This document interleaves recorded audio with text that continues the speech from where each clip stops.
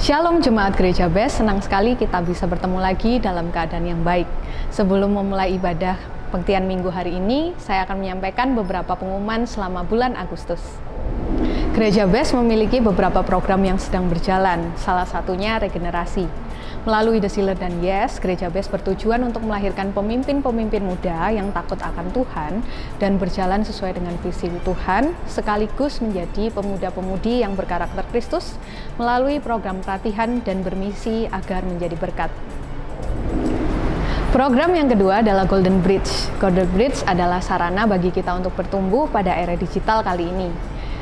Di antaranya, channel YouTube Gereja BES telah mengupload lebih dari 1.300 video. Bapak Ibu bisa membagikan dan berlangganan untuk mendapatkan update video terbaru setiap harinya. Dan untuk jadwal kebaktian, Bapak Ibu bisa mengakses di Instagram resmi Gereja BES, yaitu @bestchurch.official atau melalui ewarta gereja. Selain dari channel YouTube, Bapak Ibu juga bisa mengikuti kebaktian online Metaverse yang diadakan setiap hari Kamis jam 7 malam waktu Indonesia Barat. Untuk kode ruangan bisa diakses melalui Instagram kami @bestchurch.official. Selain itu, Gereja BES juga hadir di platform TikTok yang berisi renungan singkat dan lagu-lagu yang bisa menguatkan iman kerohanian kita setiap harinya. Bapak Ibu bisa follow @bestchurch.id dan jangan lupa untuk membagikan kepada teman-teman atau kerabat agar menjadi berkat.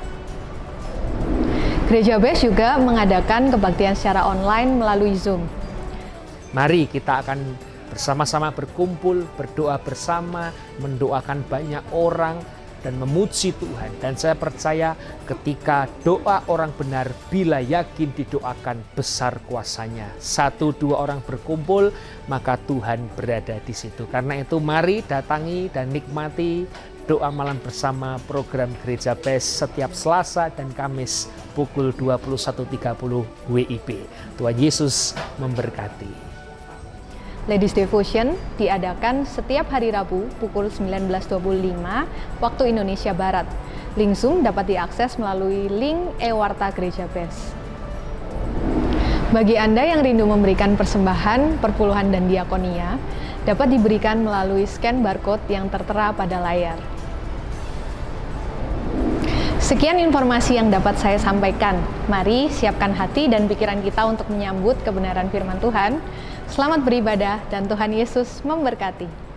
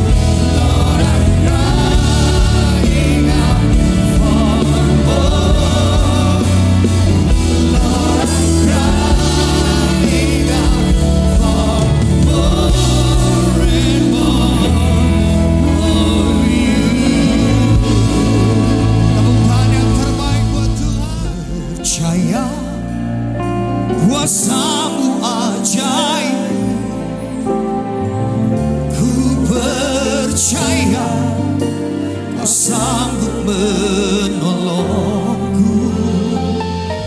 Ku serahkan seluruh kehidupanku sampai ku melihat mujizat nyata dalam hidupku. Angkat tangan katakan, ku percaya kuasa-Mu ajaib.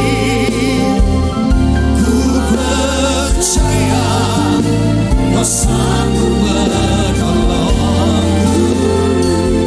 Ku serahkan seluruh kehidupanku sampai ku melihat mujizat nyata dalam hidupku. Angkat dua tanganmu di hadapan Tuhan.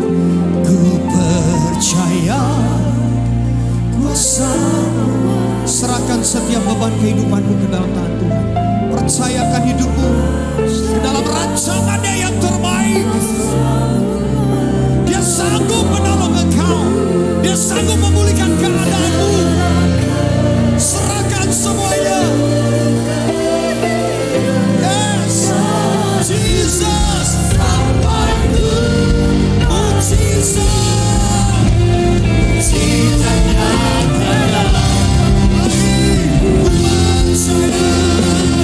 Ku percaya kuasa-Mu ajaib. Ku percaya Kau sanggup menolongku. Ku serahkan seluruh kehidupanku sampai ku melihat mujizat nyata dalam hidupku.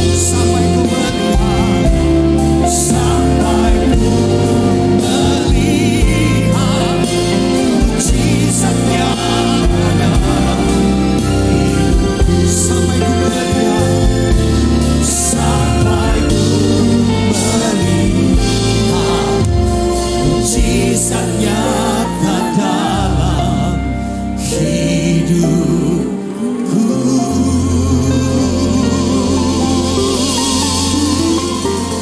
Terima kasih Tuhan.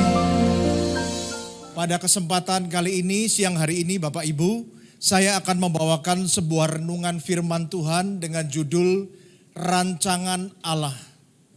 Hal ini perlu saya sampaikan supaya di antara kita tidak ada yang miskomunikasi dengan cara Allah menolong kita, membantu kita, cara Allah bekerja dalam hidup kita itu supaya kita nggak salah paham. Supaya kita ngerti seperti apa Allah itu menolong kita, kapan waktunya, dan bagaimana cara kerjanya Bapak Ibu. Seringkali yang menjadi masalah adalah kita miskomunikasi dengan cara Allah, karya Allah di dalam hidup kita. Sehingga di dalam kondisi-kondisi sulit mungkin kita kena persoalan, masalah, akhirnya kita merasa ditinggalkan Tuhan. Kita merasa, aduh saya kok sudah doa, kok sudah bertahun-tahun kok gak dijawab Tuhan. Akhirnya kita mulai kecewa sama Tuhan. Kita kemudian mulai kendor ke gereja. Bahkan sebagian orang tidak lagi mulai melayani Tuhan. Nah semua itu maksud saya dikarenakan karena kita kurang memahami seperti apa sih rancangan Allah, karya Allah atas hidup kita. Nah berikut saya akan ajak Bapak Ibu untuk melihat di dalam kitab Yesaya 55 ayat yang ke-8.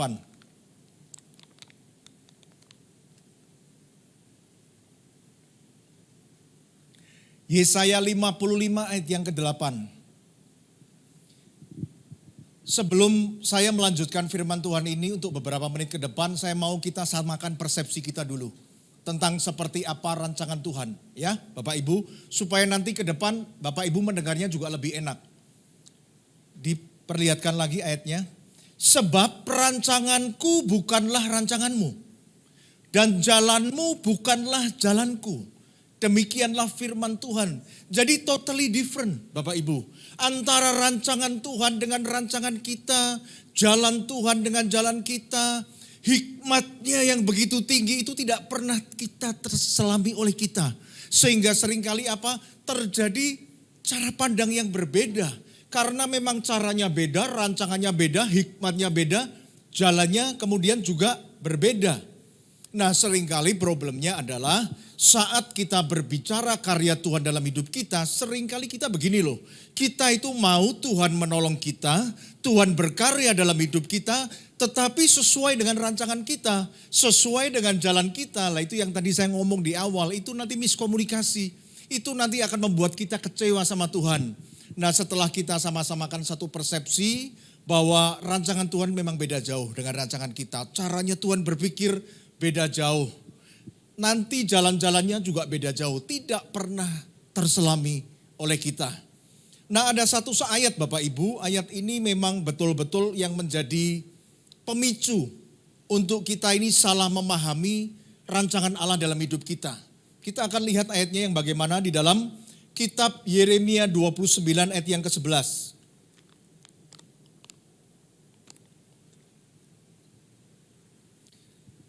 Sebab aku ini mengetahui rancangan-rancangan apa yang ada padaku mengenai kamu. Demikianlah firman Tuhan, yaitu rancangan damai sejahtera dan bukan rancangan kecelakaan. Untuk memberikan kepadamu hari depan yang penuh harapan. Seringkali Bapak Ibu ketika kita membaca langsung ayat ini, maka kita akan mulai menyimpulkan begini. Kita ambil satu statement begini. Oh, kalau rancangan dari Tuhan, itu pasti damai sejahtera hati kita. Dan kalau itu dari Tuhan pasti mulus. Gak ada kegagalan, gak ada rancangan kecelakaan. Semuanya mulus. Saya mau tanya dulu, apakah betul selama ini kita memahami Yeremia 29 ayat 11 seperti itu? Katakan amin dulu, benar kan? Seperti itu kita memahaminya. Ditayangkan terus saja ayatnya gak apa-apa. Sehingga akhirnya kita bikin satu statement, oh kalau dari Tuhan itu pasti lancar. Kalau dari Tuhan itu gak ada kecelakaan. Kalau dari Tuhan itu rasanya hati kita damai sejahtera. Baik.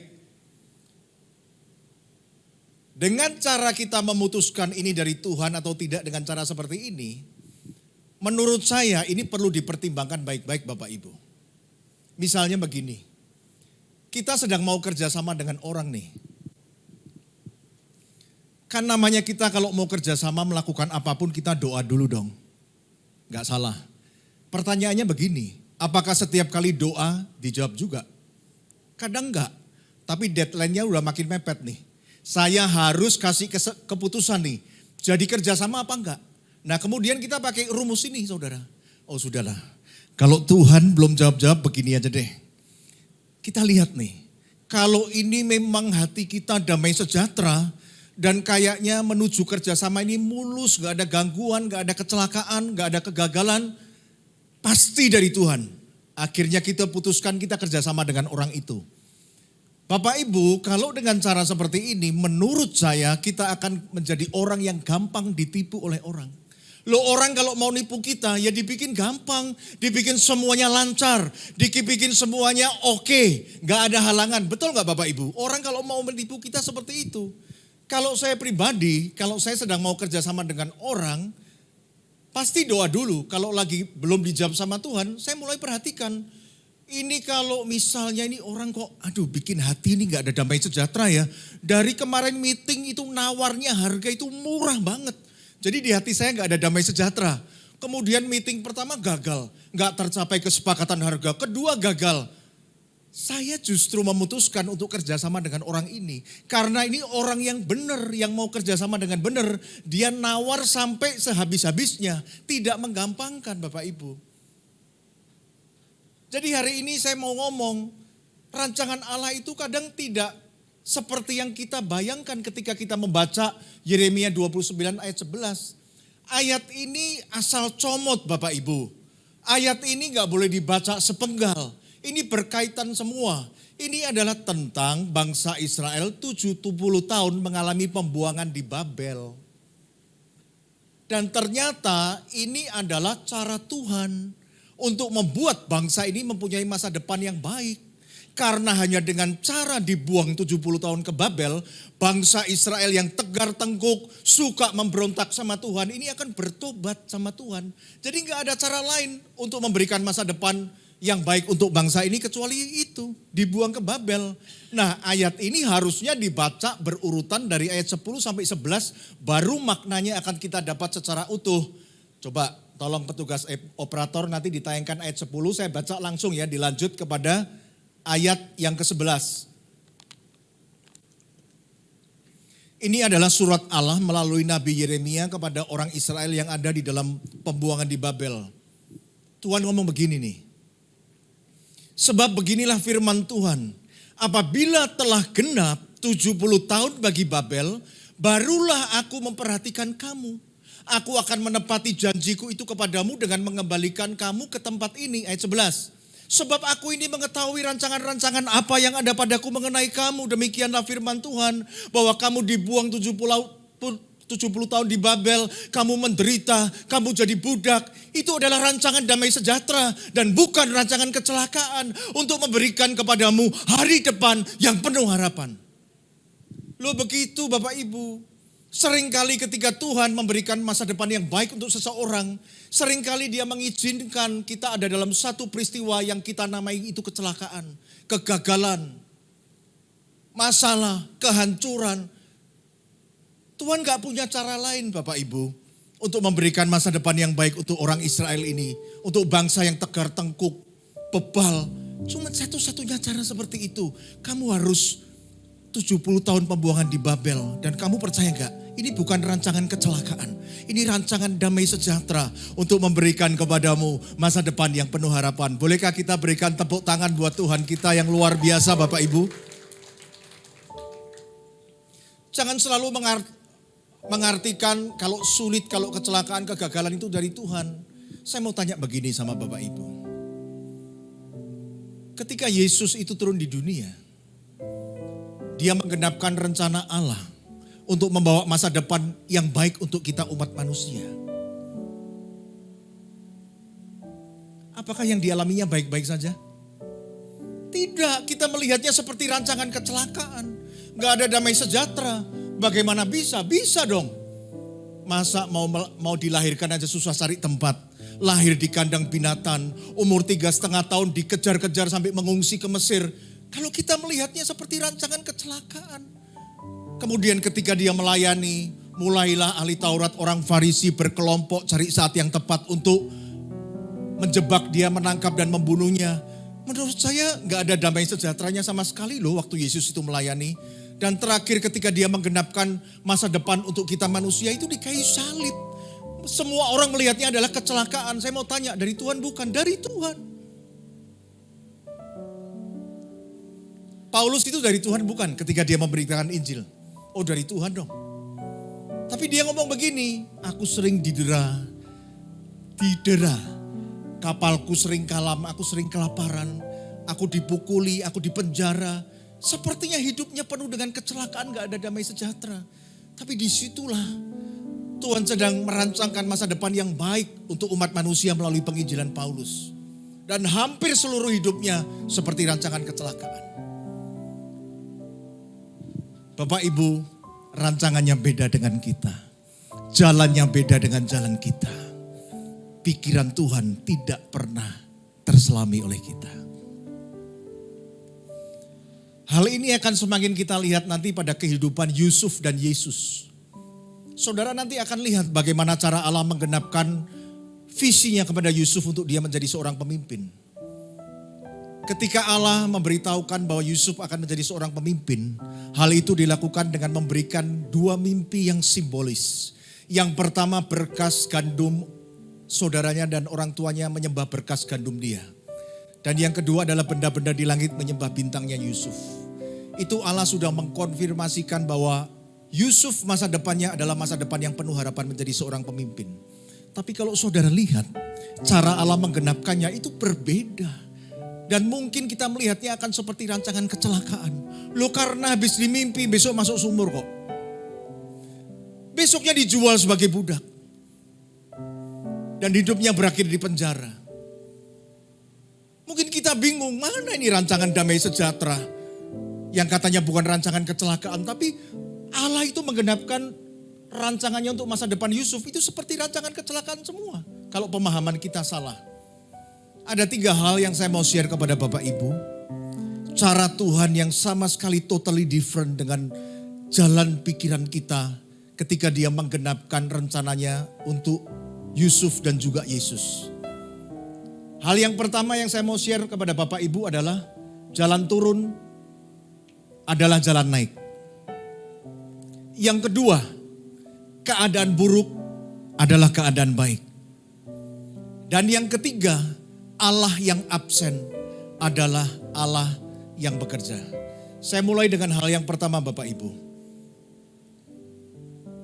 Jalan turun adalah jalan naik. Ini pertanyaan buat kita semua nih, santai aja Bapak Ibu. Cuman saya kok beda ya Pak Andre, kalau Bu Joy Tobing kok keluar uap ini gak ada uap keluar ya. Bu ini tegang semua jadi saya mesti joke dikit-dikit. Hal yang pertama yang akan kita lihat perbedaan cara kita dengan Allah adalah jalan turun atau jalan naik. Pertanyaannya begini, kalau Bapak Ibu dan saya kita adalah Tuhan, bagaimana cara kita untuk menggenapkan masa depan Yusuf yang sudah kita berikan di awal bahwa dia akan menjadi seorang pemimpin, menjadi seorang nomor 2 di Mesir. Kalau kita Tuhan, bagaimana cara kita? Oh pasti kita akan pakai jalan naik. Kuliah dulu di universitas yang terbaik, habis itu jadi camat kalau udah lulus. Naik. Jadi wali kota, naik lagi. Jadi gubernur, naik terus nih. Jadi menteri dalam negeri, naik lagi. Anak tangga yang ditapaki adalah anak tangga yang semakin naik. Kemudian jadi wakil presiden, kemudian jadi presiden. Itu kalau kita jadi Tuhan maksud saya. Tapi saudara lihat, yang dipakai sama Tuhan bukan jalan naik, jalan turun. Dari seorang anak kesayangan papahnya, menjadi seorang budak. Dan akhirnya menjadi seorang residivis. Jadi orang yang tinggalnya baik-baik di rumah papahnya disayang. Akhirnya masuk sumur dan kemudian dipenjara. Jalan turun. Tapi tahukah Bapak Ibu, jalan turun itulah yang dipakai Tuhan untuk membawa Yusuf menjadi orang nomor 2 di Mesir. Bolehkah kita sekali lagi tepuk tangan untuk Tuhan? Loh betul saudara. Sekarang kita lihat apa yang terjadi sama Yesus. Sama Bapak Ibu. Kita lihat di dalam Filipi 2 ayat yang ke-9.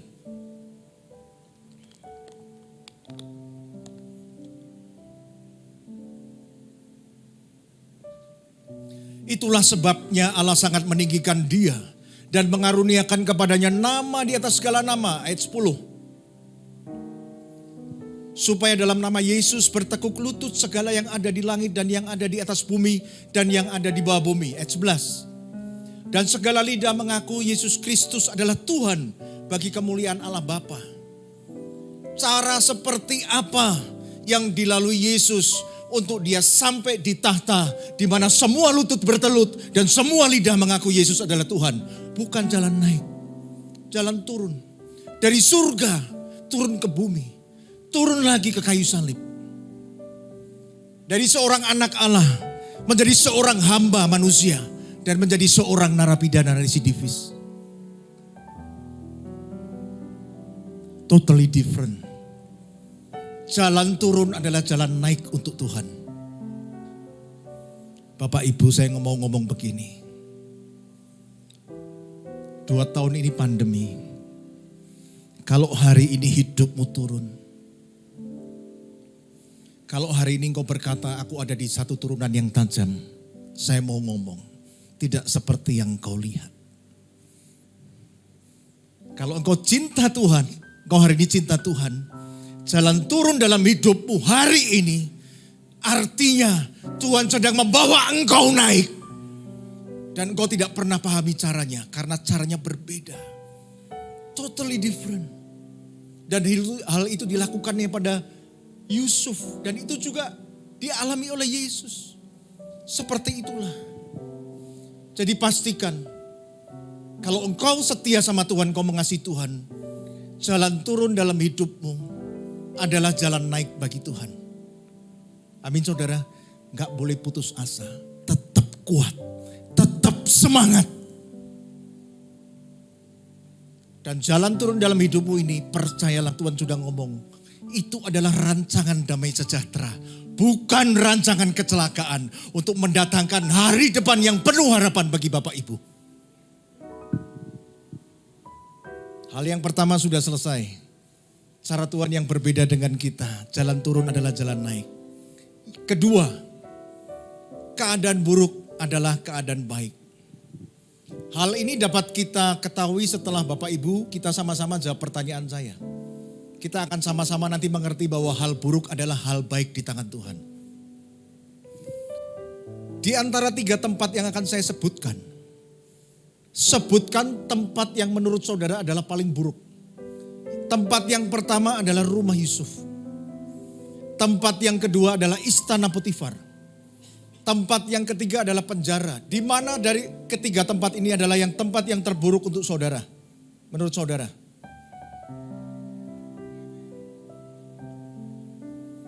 Penjara dong. Penjara tempat yang paling kita tidak sukai. Itu adalah bagian terburuk dalam hidup Yusuf. Pastikan itu dulu Bapak Ibu. Sekarang tempatnya gak berubah, pertanyaannya saya ganti. Di antara 3 tempat tadi yang sama, tempat mana yang paling mendekati untuk Yusuf menjadi orang nomor 2 di Mesir? Penjara. Berarti penjara adalah tempat yang buruk, sekaligus adalah tempat yang baik. Karena di tangan Tuhan, disitulah Yusuf digenapkan masa depannya untuk menjadi orang nomor 2 di Mesir, menjadi seorang pemimpin. Bagian mana yang paling buruk dalam kehidupan Yesus ketika dia menggenapi rencana Allah untuk menyelamatkan manusia? Tempat mana? Tempat dia disalib. Tempat yang kita gak mau ada di sana. Ini tempat yang terburuk. Tetapi sekaligus tempat yang terbaik. Karena di tempat inilah tempat yang paling dekat di mana manusia dibebaskan dari dosanya dan ditebus dari dosanya. Amin saudara. Loh Bapak Ibu, kalau kita ini seorang pendaki, saya mau tanya pendaki gunung nih, gunungnya tinggi nih. Kita mendaki udah lama, kemudian kita sudah hampir sampai puncak. Keadaan kita bagaimana? Napas sudah hampir habis, makanan hampir habis, tenaga hampir habis. Ini keadaan yang buruk saudara, ketika seorang pendaki akan sampai di puncak. Itu keadaan yang buruk, tapi sekaligus itu adalah keadaan yang baik. Karena dia akan sampai puncak. Mungkin hari ini karena pandemi semua orang mengalami semua yang buruk. Banyak orang kehilangan uang, banyak orang kehilangan sanak keluarga, banyak orang kehilangan pekerjaan. Mungkin hari ini engkau berkata, Pak ini saat paling buruk dalam hidup saya. Tapi percayakah engkau bahwa tidak seperti yang kau pikirkan? Bahwa di tangan Tuhan yang buruk itu adalah yang baik juga. Saudara bisa mengamini ini. Kalau begitu berikan tepuk tangan lagi buat Tuhan. Jikalau hari ini kau buruk, pahamilah. Itu rancangan damai sejahtera, bukan rancangan kecelakaan. Tuhan akan merekarkan sesuatu yang buruk itu menjadi satu kebaikan untuk kita. Amin saudara. Tenanglah, gak usah panik. Percaya saja, waktunya nanti adalah waktunya Tuhan. Jalan turun adalah jalan, keadaan buruk adalah keadaan. Yang ketiga terakhir, Allah yang absen adalah Allah yang bekerja. Di mana Tuhan waktu Yusuf dimasukin ke sumur? Absen. Di mana Tuhan waktu Yusuf dijual sebagai budak? Absen. Di mana Yusuf waktu dia dimasukkan, di mana Tuhan waktu Yusuf dimasukkan ke penjara? Absen. Di sumur Tuhan absen, dijual sebagai budak Tuhan absen, masukin penjara Tuhan absen. Apakah betul Tuhan absen? Kita lihat dulu di dalam Kejadian 50 ayat yang ke-20.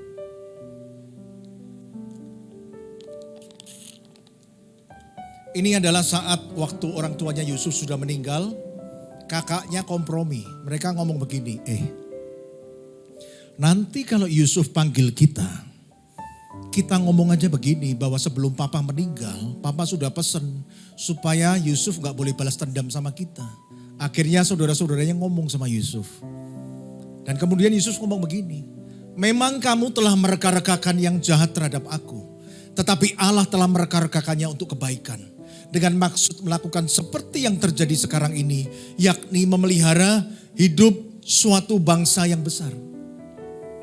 Bapak Ibu perhatikan, Allah yang kita pikir absen ketika Yusuf dimasukin sumur, dijual sebagai budak, masuk penjara, itu Allah yang tidak pernah absen. Dia bekerja, dia mereka-reka, merubah semua yang buruk yang dilakukan saudara Yusuf menjadi satu kebaikan untuk memelihara satu bangsa yang besar. Bukan hanya menjadi seorang pemimpin, orang nomor 2 di Mesir. Ini adalah tokoh dunia. Yusuf adalah penyelamat dunia dari krisis pangan global pada waktu itu. Coba bayangin saudara. Jadi Tuhan itu bekerja sejak dia dimasukkan sumur.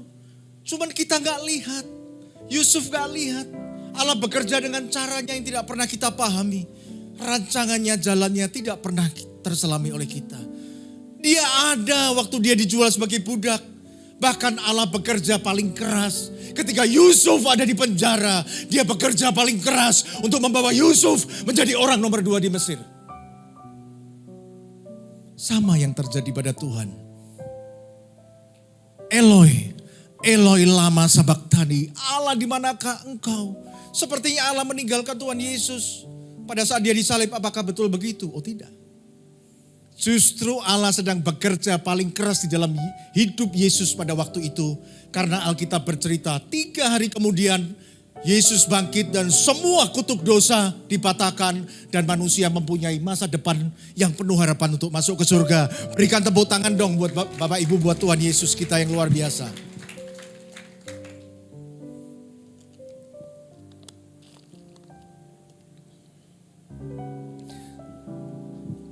Firman Tuhan ini sudah selesai.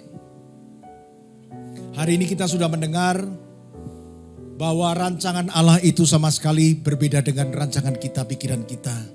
Bahkan yang terjadi seringkali untuk memberikan masa depan yang penuh harapan untuk kita, dia mengizinkan kita ada dalam berbagai banyak kesulitan. Kadang pertanyaannya begini, kenapa sih wong tinggal Yusuf jadi orang nomor 2 di Mesir aja kok mesti lewat sumur? Mesti lewat penjara sih, mesti jadi budak. Oh begini Bapak Ibu. Plato, seorang filsuf Yunani pernah ngomong begini.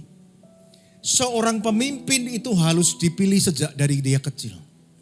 Dan dari dia kecil dia harus diberi ilmu kesusastraan, ilmu kenegaraan, ilmu pendidikan, bahkan ilmu kemiliteran. Sampai dia umur 35 tahun. Dan setelah 35 tahun gak boleh mimpin dulu. Dia harus bekerja di sawah 15 tahun.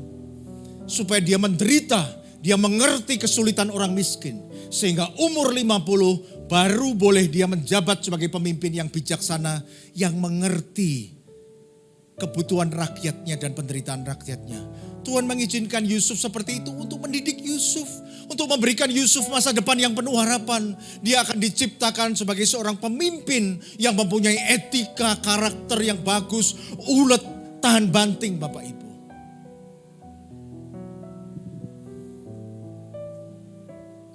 Siang hari ini kita juga belajar bahwa cara Tuhan menggenapkan masa depan kepada Yusuf berbeda dengan cara kita. Amin. Yang pertama apa? Jalan turun. Please, hari ini jangan pernah putus asa. Engkau sudah dengar firman pada hari ini.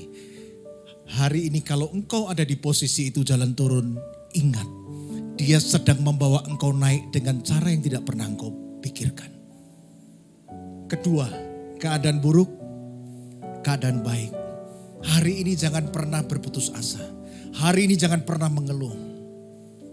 Dia sedang mereka-reka dalam hidupmu. Allahmu turut bekerja dalam segala hal untuk mendatangkan kebaikan bagi engkau yang mengasihi dia. Dan yang ketiga, Allah yang absen adalah Allah yang bekerja. Mungkin engkau berkata begini dalam hati, Pak sudah 2 tahun loh Pak.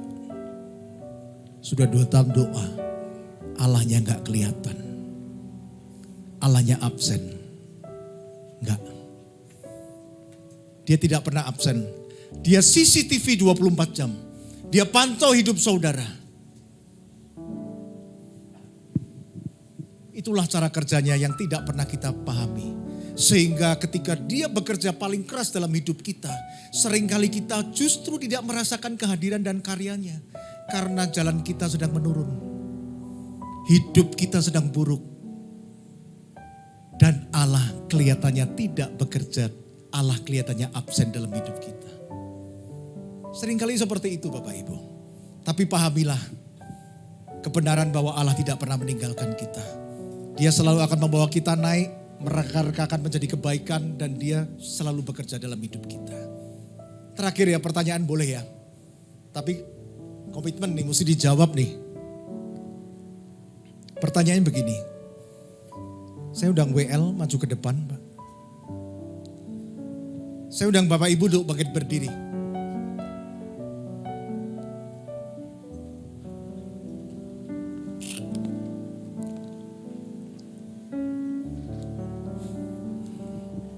Jawab dalam hati saja. Kalau Tuhan mengerti bahwa 70 tahun pembuangan di Babel adalah satu-satunya cara untuk memberikan masa depan yang baik bagi bangsa Israel, akankah dia menyingkirkan 70 tahun pembuangan di Babel itu dari kehidupan bangsa Israel?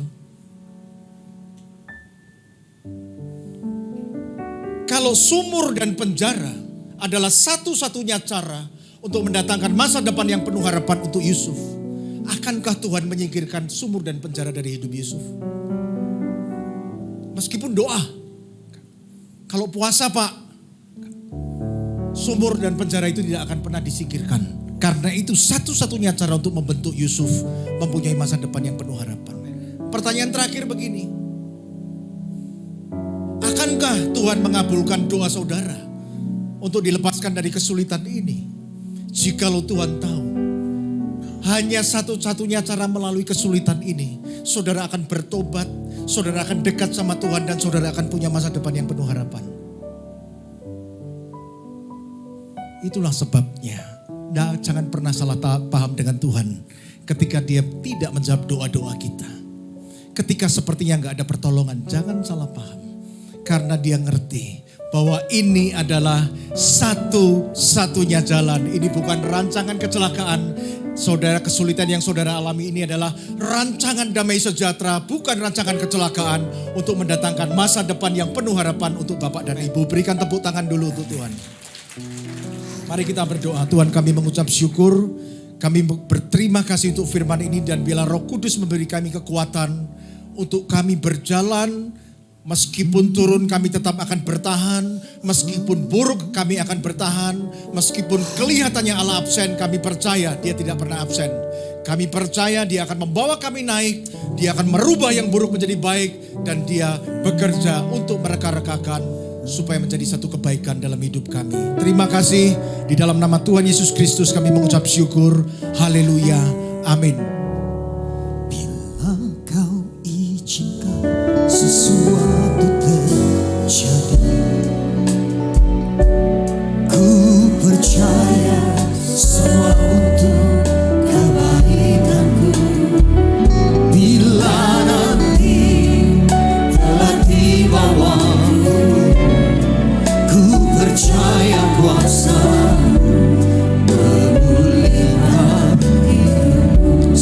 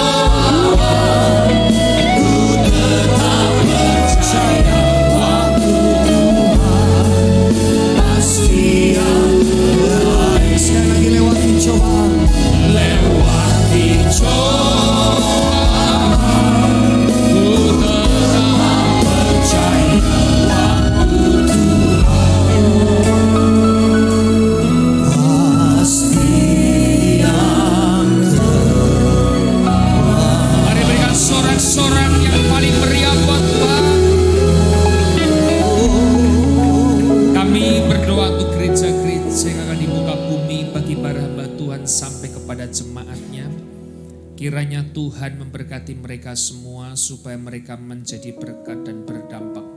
Sehingga gereja di muka bumi ini dipenuhi oleh jemaat yang mencari Tuhan dengan tulus dan takut. Buat semua hamba Tuhan, buat semua gereja bersatu, rukun, tidak terpecah-pecah. Supaya dunia percaya Yesus adalah Tuhan bagi kemuliaan Allah Bapa.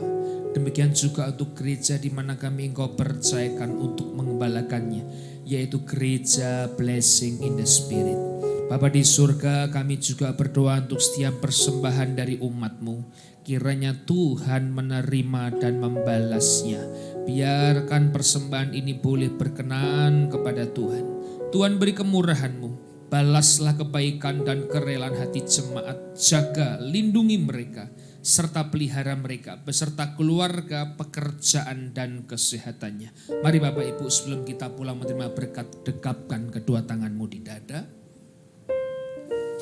Firman-Nya mengingatkan, jagalah hatimu dengan segala kewaspadaan, karena dari hatilah itu terpancar kehidupan. Jemaat yang dikasihi Tuhan, mari engkau pulang menjadi berkat, dan engkau pulang menerima berkat rahmat anugerah dari Allah Bapa di surga.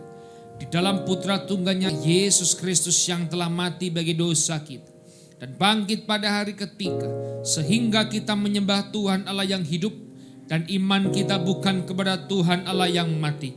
Dan Dia naik ke surga untuk menyediakan rumah bagi setiap orang yang percaya, sehingga kita punya pengharapan yang pasti, dan Dia akan datang kembali untuk kedua kalinya, menjemput gerejanya, umatnya yang berjaga-jaga, kudus, dewasa dan bijaksana, serta menghakimi dunia. Di dalam persekutuan dengan Roh-Nya yang kudus, membuat hati kita berkobar-kobar, membuat roh kita menyala-nyala di dalam kasih semula. Roh Kudus yang menghibur, Roh Kudus yang menguatkan, Roh Kudus yang memelihara, menginsyafkan dosa kita, menuntun dan memimpin kita kepada kebenaran dan kekudusan, serta menjadikan kita saksi Kristus mulai hari ini sampai selama-lamanya. Mari kita akhiri dengan doa Bapa kami di surga bersama-sama. Bapa kami yang di surga, dikuduskanlah nama-Mu, datanglah kerajaan-Mu, jadilah kehendak-Mu di bumi seperti di surga. Berikanlah kami pada hari ini makan kami secukupnya, dan ampunilah kami akan kesalahan kami, seperti kami juga mengampuni orang yang bersalah kepada kami. Dan janganlah bawa kami dalam pencobaan, tapi lepaskanlah pada jahat. Karena Engkau yang punya kerajaan dan kuasa dan kemuliaan sampai selama-lamanya. Amin. Puji Tuhan, silakan duduk.